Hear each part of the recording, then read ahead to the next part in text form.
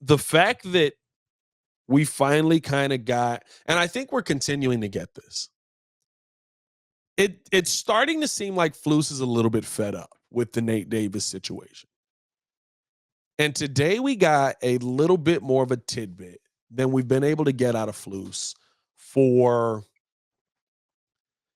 I mean, probably the duration of this entire process where, he ended up getting asked. I don't remember what the question asked was, but he ended up getting asked about, the continuity and when do you have to make a decision at right guard, because that's a spot where a guy hasn't been out there.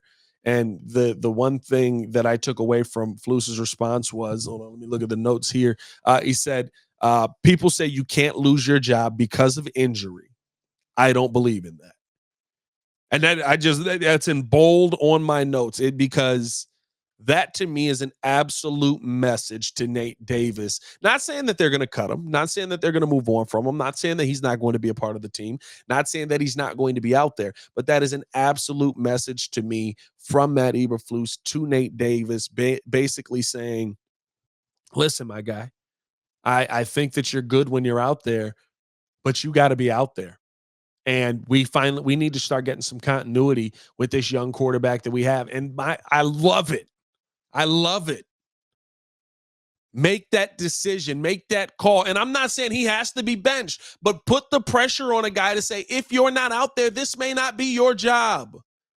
You're willing to do that with every other player on this team, minus probably Caleb Williams, every other player on this team. And we've been so unwilling to do it with Nate Davis. It just doesn't make sense.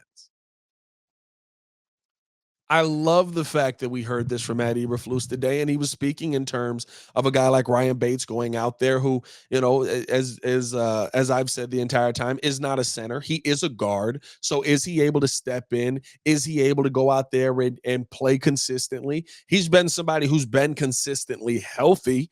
And I think at a certain point, you're getting to a point now where you got to find your starting five. I'll say this. If we don't see Nate Davis, who was at practice, he went through walkthroughs, he was a part of the starting offensive line, but he was not out there when it got into team and situational periods and stuff like that during the red zone drills, different things like that. He wasn't out there in those moments. If you're not out there in pads tomorrow, I would say, listen, don't be surprised if maybe we see the tide turn on Nate Davis just being penciled in as the starting right guard right now, which to me makes the most sense in the world.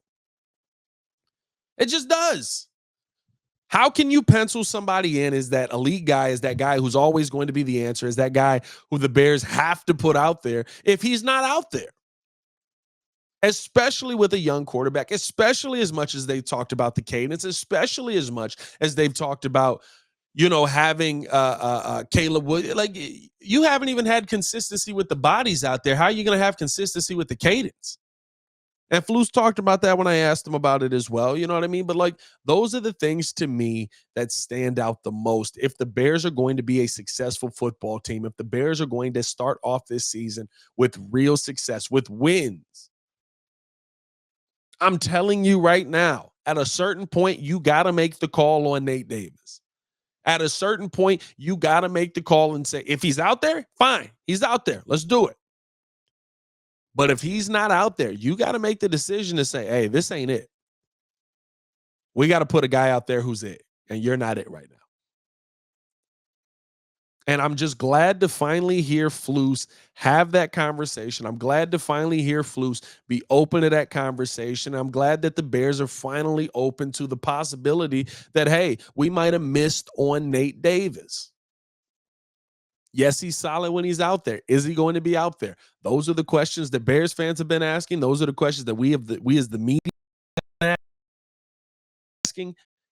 Finally starting to get some answers. We'll see, man. But the fact that Flus is finally open to it, I'm all in on that. I am excited by that, and I hope that this Bears team continues to move in that direction where they learn from their mistakes. It's been my issue with this. That's been the Nate Davis thing the entire time. Just go learn from your mistakes. Just go figure out where you messed up in the past and adjust that for your future. That's what we haven't seen consistent from this Bears team. And that's what I need to see consistently from this Bears team.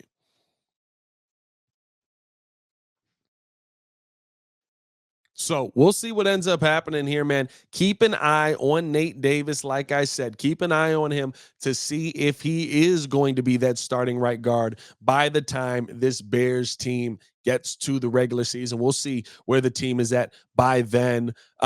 Hit that like button, subscribe to the page, leave a 5-star review. Y'all know what to do, man. Let's finish it off on this.